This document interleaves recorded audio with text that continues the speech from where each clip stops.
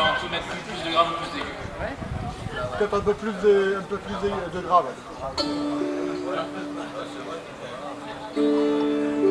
Ah, c'est bien là. Ok. Tu testes le micro là?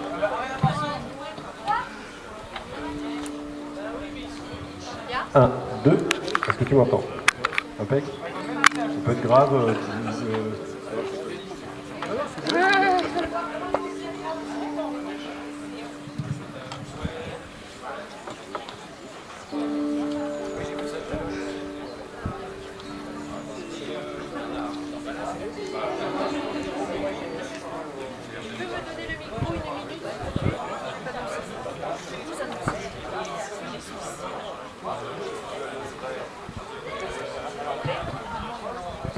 S'il vous plaît.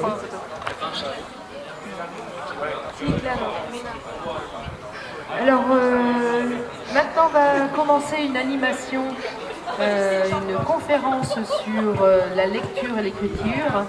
Qu'est-ce que ça fait de lire pour notre être? Et des petits outils éventuellement pour écrire. Qu'est-ce que c'est que se retrouver devant une page blanche? Vous avez ici Olivier Lotte, qui est écrivain pour enfants et pour adultes, et vous avez Fabien Zarka, aussi tarindien. Je vous souhaite une bonne conférence.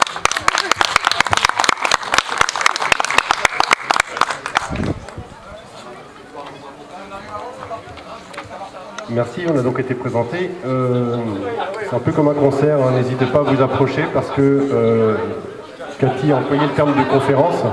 Il se trouve qu'une conférence, étymologiquement, c'est quelque chose qu'on porte à plusieurs. On a pris l'habitude de se dire qu'un conférencier parlait tout seul, c'est une grave erreur. Donc aujourd'hui, ce que moi j'appellerais plutôt une prise de parole, le thème exact, c'est l'éveil par l'écrit.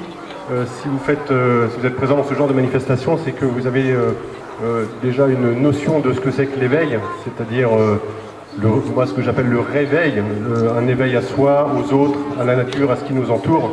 Et on va voir ensemble dans une espèce de petit voyage comment l'écriture, ou une lecture détournée plus exactement, peut nous amener à nous éveiller. Pour nous accompagner pendant ce voyage, j'aimerais vous présenter Fabien Zarka, qui aura la très difficile tâche de rendre digeste mon discours. Et rien que pour ça, je crois qu'il mérite quelques applaudissements.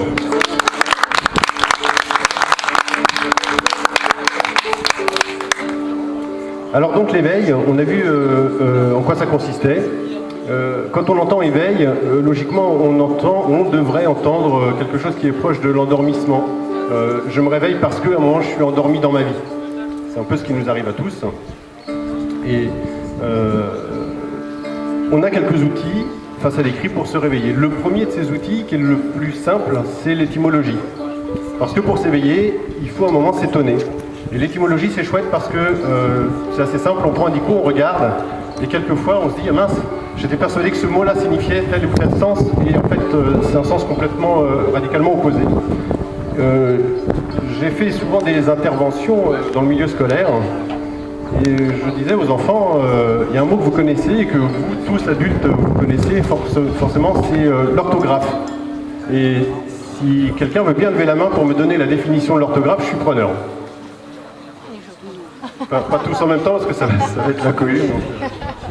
Madame, l'orthographe, c'est... Voilà, il y a des règles, et puis on respecte ces règles d'écriture, et ça c'est l'orthographe. Qui est d'accord avec cette définition? Moi, ouais. A priori, on est tous d'accord. Est-ce que vous connaissez un autre mot, mais qui se termine cette fois-ci par graphie? Celui qui vous vient tout de suite là à l'esprit, c'est... Calligraphie. Donc la graphie, c'est l'écriture. La calligraphie, c'est la belle écriture. On est d'accord? Géographie. Géographie, c'est donc l'écriture de la Terre. Et la photographie, l'écriture de la lumière. Bon. Mais celui qui fait la photographie, on l'appelle comment? Photographe. Et celui qui fait l'écriture de la Terre, c'est le géographe. Et à ce moment-là, vous devriez vous dire, mais c'est quand même bizarre alors, parce que le géographe, c'est un homme, le photographe, c'est un homme, et l'orthographe, là c'est bizarre, c'est pas un homme. Et bien pour la bonne raison qu'en fait, ce mot qui est symbole dans la langue française, est une erreur de traduction et que normalement on devrait pratiquer l'orthographie et on devrait avoir des cahiers et des cours d'orthographie et à ce moment-là nous serions de bons orthographes. Et bien voilà ce que j'appelle l'éveil, c'est-à-dire qu'à partir de quelque chose qui est absolument établi, c'est-à-dire que depuis qu'on est minot, on nous apprend que c'est l'orthographe, c'est une erreur, on s'est engouffré dans cette erreur, et pourtant vous voyez, eh bien justement en cherchant, et ça c'est notre premier outil, c'est l'étymologie, on en fera beaucoup pendant cette petite prise de parole, eh bien, vous voyez que d'un seul coup on se réveille, on se dit, ah ouais c'est quand même bizarre. Je vous laisse 2 minutes avec Fabien pour entériner l'idée.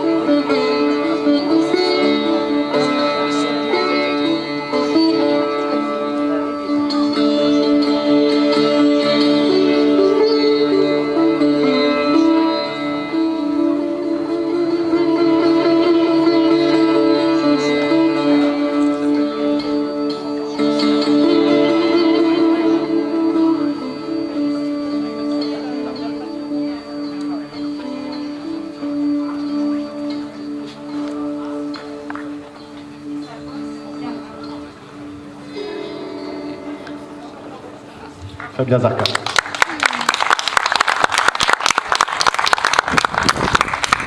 Alors on continue notre petite construction. On a donc vu que l'éveil c'était l'étonnement et la sortie d'un endormissement. Et on a vu qu'en matière de texte, l'étymologie pouvait nous aider, en tout cas nous donner des pistes et nous révéler certaines choses. Et vous remarquerez que dans le titre sur le programme, on a marqué l'éveil par l'écrit.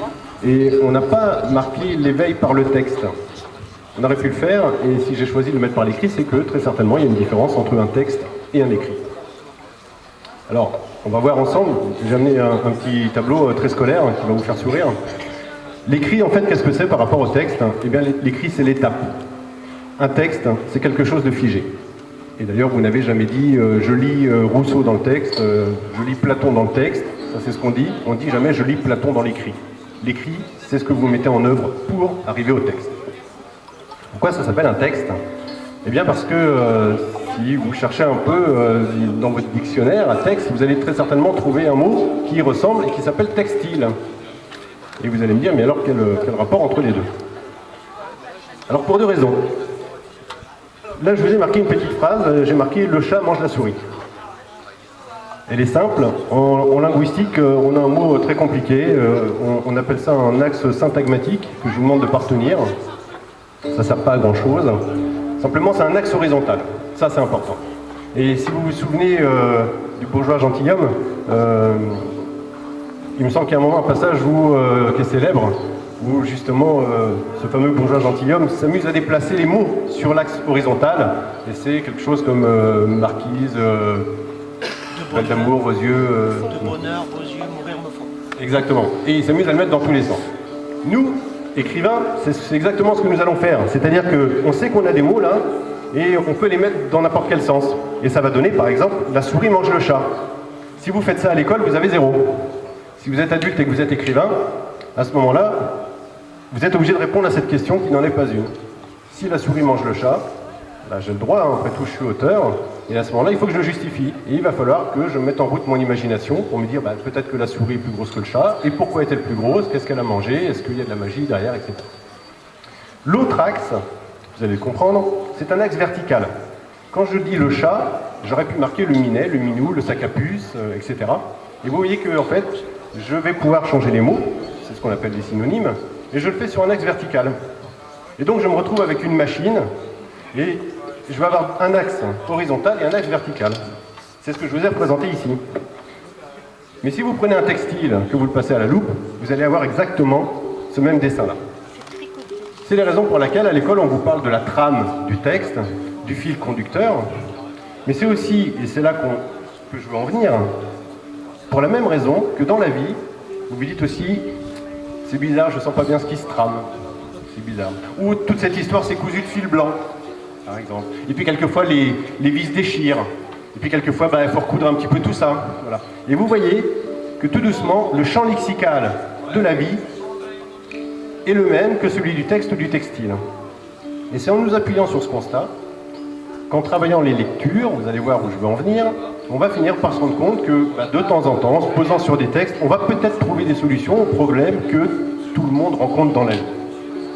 Donc, je vous ai dit tout à l'heure, si la souris mange le chat, je fais ce que je veux, je suis auteur. Et bien, puisque l'étymologie nous aide à comprendre, l'auteur, c'est ni plus ni moins que celui qui a autorité. Donc, l'auteur, c'est Dieu. Il fait ce qu'il veut. Alors, vous allez me dire, mais le lecteur, là-dedans, il fait quoi? Alors, le lecteur, c'est une superbe histoire. Chez les Grecs, on ne disait pas « je lis un texte », on disait « je dis un texte », du verbe « dire ». Voilà. Quand on parlait, on choisissait les mots. On avait un texte, et c'était des mots choisis. Donc, la racine leg, legere en latin signifie lire, a donné chez les Grecs le fameux logos, vous avez déjà entendu. Ce fameux leg signifie choisir. Ça signifie cueillir, en fait. Bien, je vois que derrière, là-bas, un petit peu plus haut, il y a un stand avec des légumes. Et ces légumes, ils ont été cueillis. Et c'est la raison pour laquelle le mot commence par leg. Parce que, comme dans la lecture legere, on a cueilli les mots, et là, on a cueilli des légumes. Et quand vous avez décidé, mesdames, d'être élégante, avec toujours ce leg, c'est parce que vous avez opéré un choix le matin, en ouvrant votre placard, vous avez choisi des vêtements. Donc, en fait, le lecteur, vous l'avez compris maintenant, le lecteur est un cueilleur. Très bien. Donc, il a face à lui un texte qui est figé. Il est juste là pour cueillir ce qu'on lui a donné, mais nous, ça ne suffit pas. Donc, dans cette conférence, ce qu'on va faire, c'est changer de statut et nous dire je ne veux plus être juste un lecteur qui cueille, je veux être un auteur qui a autorité. Et le texte qu'on me donne, je veux le déconstruire. Et si je fais un mauvais jeu de mots, je vais dire je ne veux plus lire, je veux délire. Et là, on vient de s'ouvrir beaucoup de portes. Une dernière petite phrase avant de laisser encore une petite plage musicale. Je voudrais vous rappeler que l'écriture est apparue le jour où on a voulu figer des choses. Et c'était pas forcément des choses sacrées, c'était quelquefois juste une note. Je t'ai vendu 3 poteries et je le note pour que tu penses à me rembourser. Parce que l'écriture faisait foi. Ce qui est écrit est sacré et on n'y touche pas.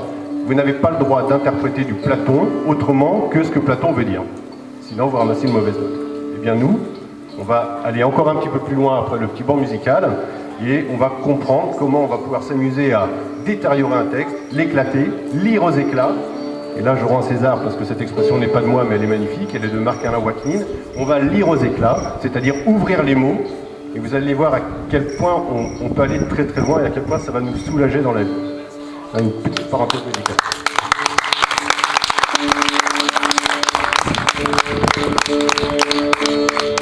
J'ai gagné une chaise.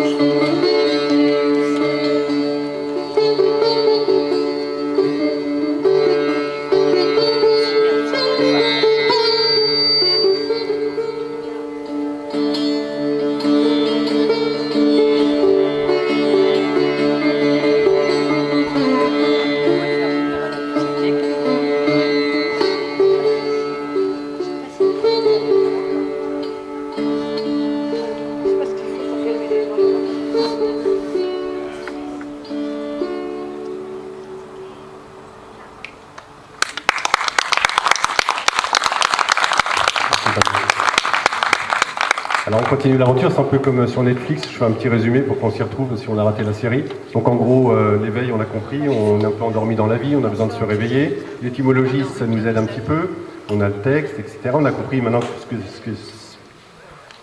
qu'était un texte. C'est quelque chose de sacré, on n'a pas le droit d'y toucher, mais on a trouvé un moyen de contourner tout ça et on a dit qu'on était non plus des lecteurs, mais des auteurs. Voilà. Alors, sur ce joli tableau, je vous ai mis des mots bizarres. En dessous, il y a Péchat, Remes, Drache et Sod, et à côté PRDS. Alors, vous allez voir, ça c'est une histoire assez géniale que j'ai découverte il y a maintenant quelques années. Dans la tradition hébraïque, vous savez que on dit quelquefois que les Juifs c'est la religion du livre, et les Juifs eux-mêmes disent non, les Juifs disent non, c'est pas la religion du livre, c'est la religion de l'interprétation du livre. Et ça fait donc des siècles qu'ils essaient de comprendre ce qu'il y a dans la Torah, c'est-à-dire dans la Bible, et ils ont des outils pour ça. Alors vous savez que les écritures sémitiques n'ont pas de voyelles, et du coup ça leur donne une chance inouïe, c'est-à-dire que comme ils n'ont que des consonnes, ils mettent ce qu'ils veulent comme voyelles. Et selon les voyelles que vous mettez, vous n'avez pas le même sens. Alors en rapprochant les mots, comme ça leur permet de créer un espace vide avec un sens qui est un peu des deux mots rassemblés en définitive. Alors, on attaque. Le péchat, qu'est-ce que c'est? Le péchat, dans les 4 mots, si vous voulez, c'est les 4 niveaux d'interprétation d'un texte. Le péchat, c'est le sens littéral. Voilà. L'auteur dit ça, donc c'est ça. C'est relativement simple et on ne va pas s'attarder dessus. Le remez, c'est le sens allusif. C'est-à-dire, ok, j'ai bien compris qu'il disait ça, mais c'est pas tout à fait ce qu'il veut dire. En fait, il se sert du premier niveau, mais j'ai bien compris son allusion. J'ai bien compris que tu parlais de moi, là, quand tu parlais du voisin, en fait, c'est moi. Voilà. Donc l'allusion, c'est important. Le drash, c'est ce qui commence à nous intéresser, nous, c'est l'interprétation. C'est-à-dire que on vous donne un sens, vous le savez, vous avez compris, et vous l'interprétez autrement.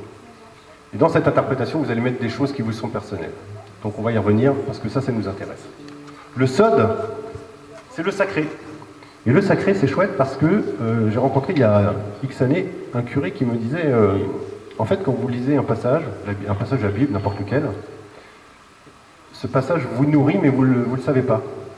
Et quand vous allez le relire, mais pour la deuxième fois, vous ne serez pas le même. Donc vous allez transformer une deuxième fois et votre lecture, même si vous n'en avez pas l'impression, va vous transformer. Au bout de quelques lectures, il y a d'un seul coup un sens qui s'impose à vous. C'est ça le sod. C'est-à-dire que ce n'est pas une interprétation, c'est un sens qui vient s'imposer sans que vous l'ayez vraiment décidé. Là, on n'est pas très loin de l'éveil dont on parlait au départ. Le plus fascinant dans cette histoire, c'est que si vous mettez les lettres PRDS, et que vous mettez, comme le font les hébraïques, vous mettez des voyelles, ça donne un mot qui s'appelle pardes, P-A-R-D-E-S, et le pardes est un mot hébreu qui vient lui-même du vieil iranien et qui signifie verger. Et bien ce mot pardes a donné chez nous le paradis. Et comme on est un peu joueur, ça veut peut-être dire que dans l'interprétation des mots se trouve notre paradis. Et je vous ai dit tout à l'heure, quand on a parlé de l'axe syntagmatique, oubliez ce mot-là, on s'en fout, mais l'axe paradigmatique, on peut quand même le rapprocher du paradis. Le paradigme, c'est le choix, et le pardes, le paradis, c'est bien les 4 interprétations. Donc, quand on commence à avoir le choix, alors on est déjà au paradis. Ça fait partie des choses qu'on peut se répéter en boucle, parce que dans la vie, et c'est là qu'on va quitter un peu le texte, à quel moment, pour ceux qui ont déjà connu des étapes un peu dépressives, quand on n'est pas bien, c'est qu'à un moment les choses ne circulent pas. Les psychologues, les psychiatres estiment que quand la libido ne circule pas, tout est bloqué. Et donc quand tout est bloqué, on n'a plus le choix. Donc on s'éloigne de notre paradis, justement. On va le retrouver dans notre interprétation. C'est ça la manœuvre.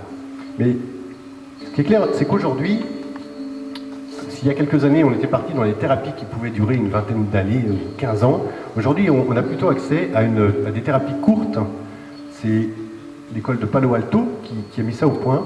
Et aujourd'hui, en fait, les patients qui sont reçus, on les amène en fait à sentir qu'il y a des possibles. C'est ça l'idée. Quand vous êtes en dépression, quand ça ne va pas, quand tout est bloqué, quand ça ne va pas dans le couple, le boulot, ça ne va pas, on ne trouve pas les solutions, tout est absolument bloqué, et une thérapie courte, eh bien, elle est là pour recréer un peu d'espace, pour pouvoir, à un moment, remettre les choses en mouvement. Retenez bien cette notion de mise en mouvement. Moi, j'ai chez moi, si ça vous amuse, vous pourrez vous en acheter un sur Internet, j'ai un petit jeu que ma petite femme m'a offert. Vous savez, ce sont les pulses avec un trou. J'ai coutume de dire que les lignes du bas, là, sont celles qu'on a du mal à changer. C'est-à-dire, vous êtes en couple et ça ne va pas, mais vous n'allez pas divorcer parce que c'est compliqué. C'est compliqué, il y a des enfants, c'est la vie, c'est dur. Au boulot, ça se passe mal, mais vous ne pouvez pas lâcher votre boulot, vous avez des charges. Donc tout ça, on ne peut pas y toucher, on est bien d'accord. Mais le thérapeute, lui, il va vous amener à créer un petit espace, comme il y en a un en haut.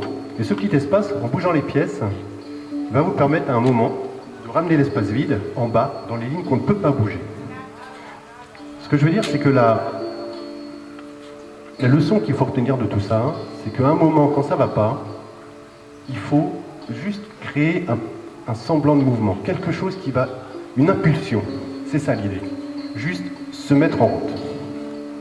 Donc vous voyez qu'on a fait déjà tout un parcours, et l'idée, puisque l'idée phare elle est là, c'est-à-dire à un moment se mettre en route, et pour se mettre en route, il va falloir franchir un interdit.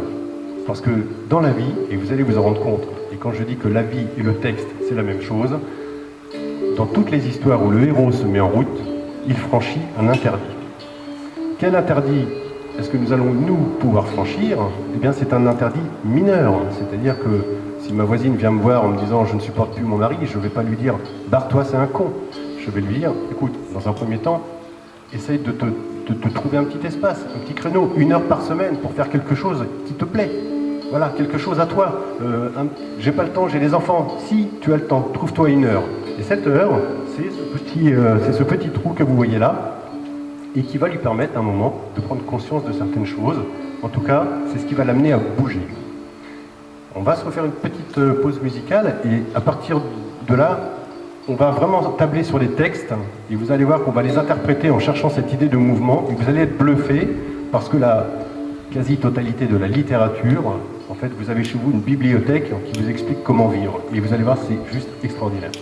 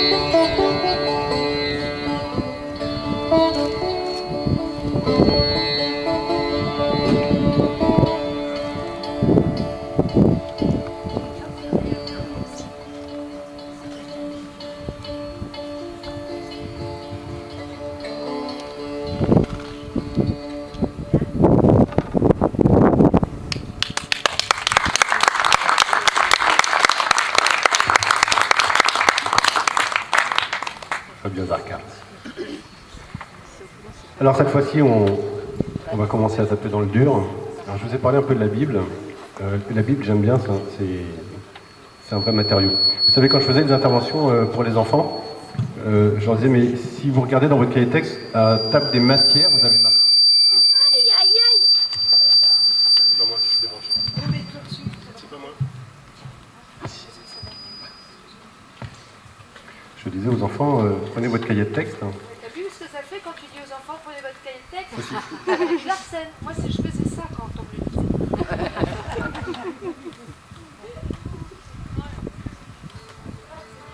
J'ai du mal avec le micro, je suis pas une rockstar.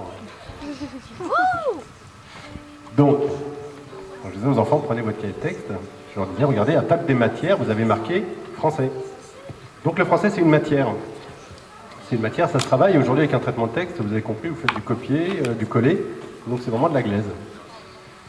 Et donc une interprétation de texte, ça se fait à peu près de la même façon, c'est-à-dire qu'on a le droit de partir dans tous les sens et on fait ce qu'on veut. Maintenant, on l'a compris, on est donc des auteurs et on a autorité. Et donc la Bible, c'est assez génial parce que soit vous êtes croyant et vous lisez la Bible et tout vous va, parce que c'est Dieu qui l'a dit, donc c'est la parole sacrée et on ne touche pas. Voilà. Soit vous remettez tout ça en doute et vous lisez et puis vous dites c'est n'importe quoi, je comprends rien. Et en fait, plus ça vous paraît idiot, et plus c'est intéressant pour nous, parce que c'est comme s'il y avait un panneau qui disait c'est là qu'il faut creuser. L'histoire elle est débile, donc c'est ici qu'il faut creuser. Alors on parlait de mouvement de tout à l'heure, ben, clairement la Bible commence comme ça. Dieu dit à Adam et Ève, vous avez tout, c'est une chance, donc vous touchez à rien, et vous remarquez qu'il y a un interdit.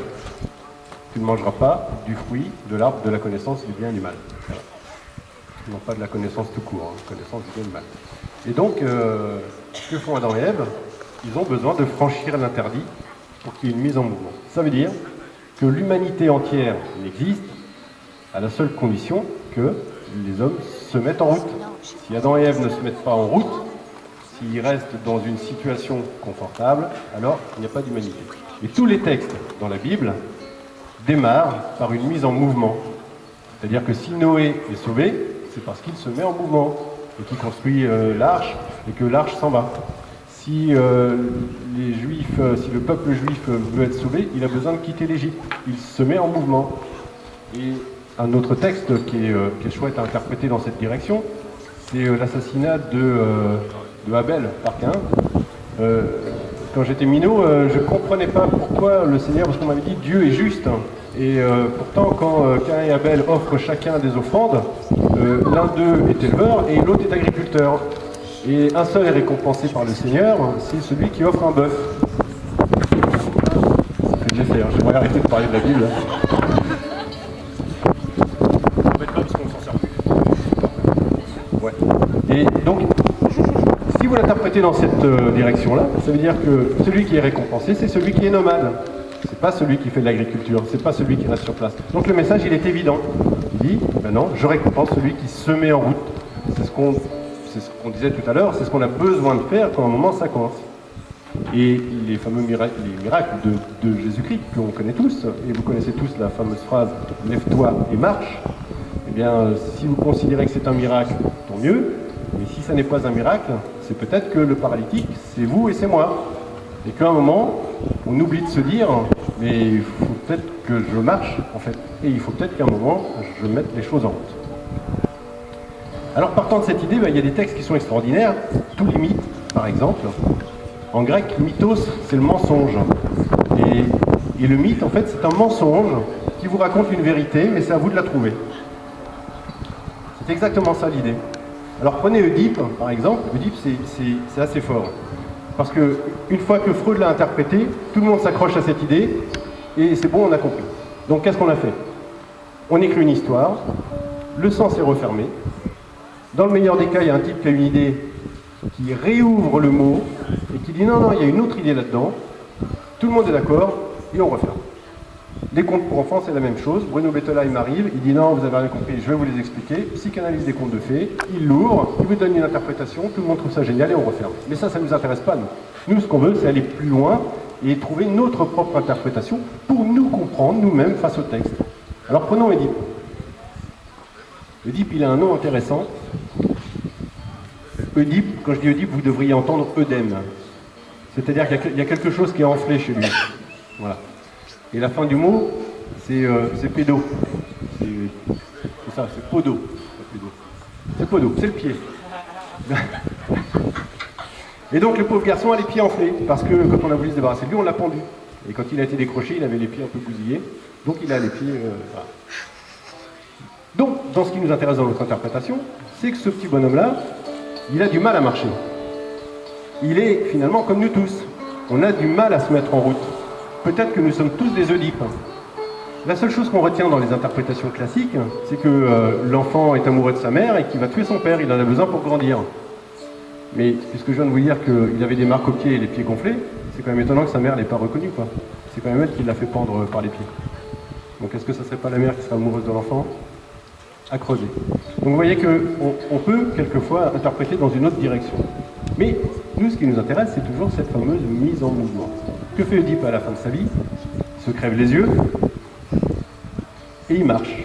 Il part tout seul, il quitte le château de Reine Jocaste, sa mère. Les yeux crevés, ça devrait vous rappeler, parce que c'est ce qu'on appelle l'intertextualité. Un texte n'existe jamais tout seul, isolément, il est toujours lié à un autre texte.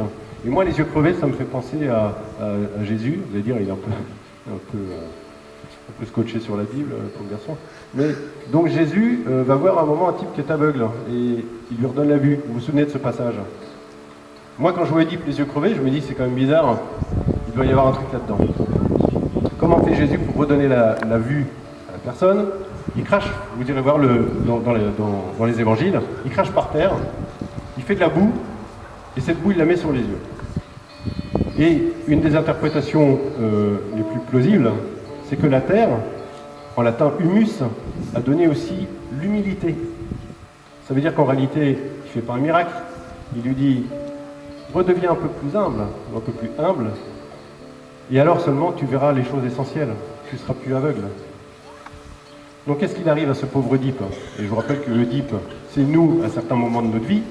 On a du mal à marcher, et peut-être qu'on peut se poser la question de savoir si un peu d'humilité, alors je ne dis pas qu'on se met un peu trop en avant, je dis pas ça, je dis que la race humaine, si elle était un peu plus humble vis-à-vis de la nature et du monde, alors peut-être verrait l'essentiel. Et donc vous voyez que Oedipe n'est plus du tout l'histoire d'un enfant amoureux de sa mère et qui tue son père, c'est plutôt l'histoire de quelqu'un qui a du mal à marcher. Et cette idée de boiterie, vous allez la retrouver dans une multitude de contes et d'histoires où souvent elle est interprétée dans cette difficulté à se mettre en marche. Alors comme on n'est pas loin de la fin, je vais terminer avec le conte que je trouve le plus saisissant, c'est Le Petit Chaperon Rouge. Donc là je ne fais pas l'affront, je pense que tout le monde connaît l'histoire et tout le monde peut me le raconter sur le bout des doigts. Et surtout, vous connaissez l'interprétation de Bruno Bettelheim. Donc le loup, c'est l'homme. Désolé pour nous les garçons, hein, mais donc c'est l'homme, c'est le méchant homme. Et dans la version de Perrault, il y a un chasseur à la fin. Ça, c'est la figure paternelle qui vient sauver la petite gamine. Voilà. Moi, personnellement, ce conte m'effraie et je préfère qu'on se pose ensemble des questions. Se remettre en question, c'est d'abord remettre la phrase en question. Alors, on a un petit chaperon rouge. Et dans cette histoire, si vous regardez bien, il n'y a pas un personnage, il y a un nom. Personne n'a de nom. Il y a la mère, il y a la grand-mère, il y a les chasseurs. Ça, c'est dans la version de Charles Perrault, il n'y a pas le dernier chasseur qui vient. Et la petite fille n'a pas de prénom, elle ne s'appelle pas ni Véronique, ni Carole, ni quoi que ce soit. Et ça, c'est troublant.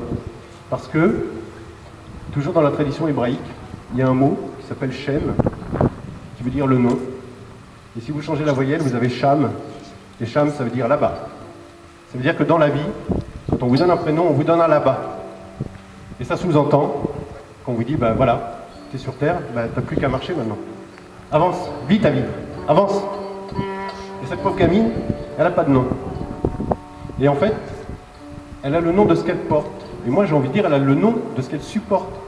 C'est-à-dire que on lui dit, voilà, tu es dans une société, et dans cette société, il faut se marier, il faut travailler à l'école d'abord, avoir un métier. Ah oui, il faut que tu aies un bon métier, hein, ok. Et puis après, tu vas trouver ton épouse ou ton époux. Ensuite, tu feras des enfants. Et puis après, tu auras un pavillon, etc., etc. Et tout ça, c'est ce qu'on supporte. Et puis à un moment, dans la vie, on est un peu à l'étroit dans ce costume qu'on nous a donné. Ben, le chaperon rouge, c'est ça. Sa mère lui donne un chaperon et elle le porte. Elle le porte tellement bien que ça devient son nom. Et du coup, elle n'a pas d'avenir. Ça, c'est pour le premier personnage. Le second qui est extrêmement intéressant, c'est le loup. Parce que le loup, il a toujours mauvaise presse. Alors qu'en réalité, si vous regardez dans cette histoire, c'est le seul personnage qui est capable de voir ce que les autres ne voient pas. Puisque le loup voit la nuit. Et dans la nuit, il y a quelque chose de spirituel, bien sûr. Donc le loup n'est pas là pour la dévorer. Le loup, c'est l'initiateur, en fait. Et cette petite gamine, que lui dit sa mère? Elle lui dit surtout, ne sois pas distraite, ne sors pas du chemin. Alors, distraire, vous avez traire, tirer, 10 à distance. Être distrait, c'est se tirer hors de soi. Donc elle lui dit, non, non, non, tu ne fais pas ça, tu restes sur le chemin et tout ira bien. Évidemment, l'enfant ne le fait pas parce qu'elle est sur un chemin initiatique et on lui dit, ne sors pas du chemin. Mais elle veut rejoindre son chemin initiatique. Elle veut se mettre en route. Elle y va et donc elle va rencontrer un loup qui voit les choses qu'elle ne voit pas et il va lui apprendre ça. Alors vous allez me dire, oui, mais n'empêche qu'elle se fait dévorer. Et c'est toute la subtilité de cette interprétation, c'est qu'elle meurt, mais peut-être qu'elle meurt à ce qu'elle est, en réalité. Et toute initiation, en fait, est un passage où on accepte de mourir à ce qu'on est pour revivre avec des yeux nouveaux, c'est-à-dire cet éveil dont on parlait au départ. Eh bien, cette notion-là, vous la retrouvez dans la plupart des contes où il y a le loup, comme par exemple la chèvre de Monsieur Seguin, où Monsieur Seguin demande à cette chèvre, mais pourquoi est-ce que tu pars? Mais pourquoi tu vas là-bas? C'est ridicule. Donc vous voyez que ce conte démarre par un questionnement. Et quand Oedipe est face au Sphinx, il est face à un questionnement. Il y a toujours un questionnement. À la suite de ce questionnement, il y a l'interdit. Non, tu n'iras pas là-bas.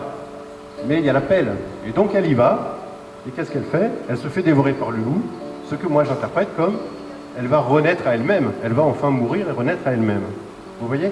Et c'est intéressant parce que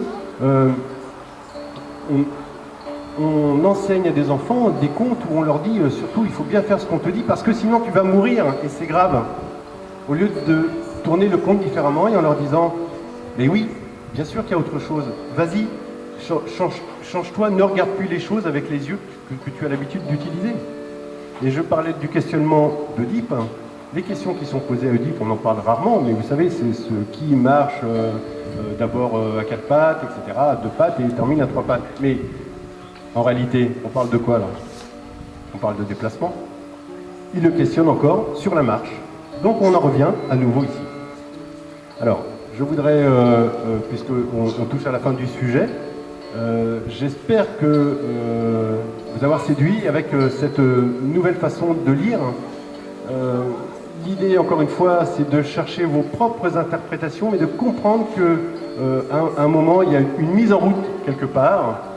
Et j'espère aussi que maintenant, quand on vous dira « Bonjour, tu vas bien ?» Eh bien, vous ne répondrez pas à la question « Je vais bien », vous vous direz « Mais est-ce que je vais? Est-ce que je suis en route? Est-ce que je suis en train d'aller vers ce que je suis vraiment? » Parce que c'est ça l'idée, c'est de trouver dans les textes le chemin qui nous amène à ce qu'on est, nous, vraiment. Pour terminer, je pense qu'on peut terminer en musique et puis applaudir à nouveau Fabien parce que je vous laisse applaudir.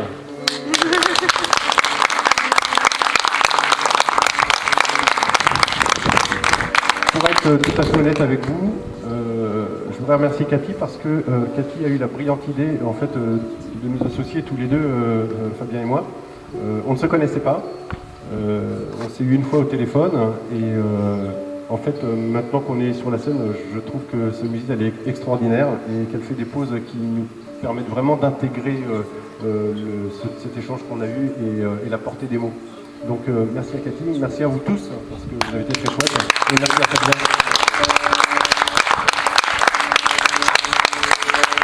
Merci à toi, Olivier.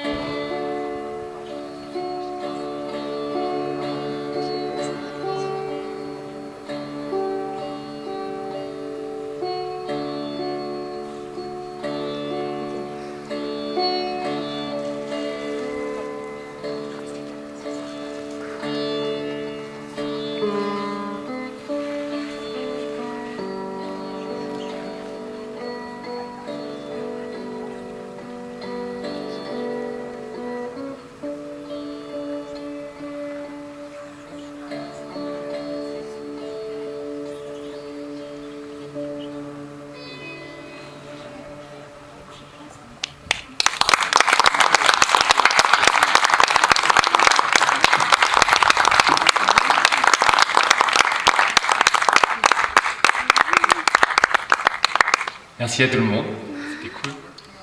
Super public. Super auteur.